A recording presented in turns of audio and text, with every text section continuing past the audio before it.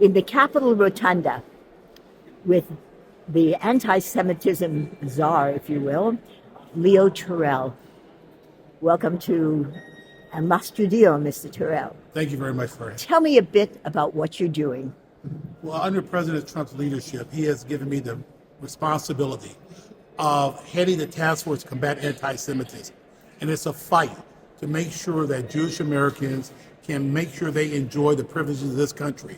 And that's what I'm being tasked with. It's an unusual position. It is, but that's President Trump's commitment to make sure Jewish Americans are treated like all Americans. And so it is necessary, unfortunately, but it's a job that requires 24/7 commitment. What background do you bring to this position? First of all, I'm an American, and fighting anti-Semitism is an American issue. We're trying to save Western civilization. However, I'm also a civil rights attorney for 35 years. And it's a fundamental right that all Americans enjoy their religious freedoms. That's being denied for Jewish Americans.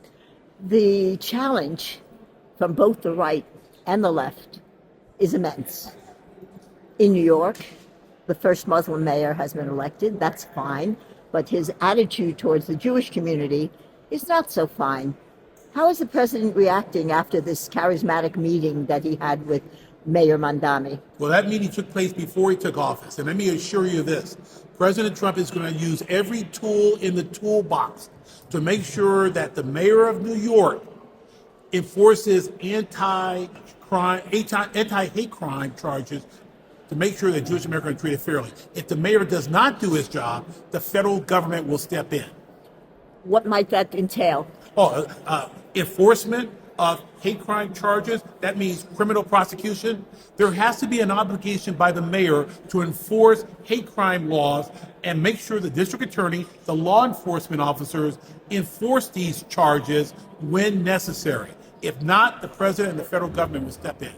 How is your office working with both ends of the spectrum? Certainly not sides, but ends of the spectrum. What work are you doing when there is an announcement that, for example, this is a white Christian nation?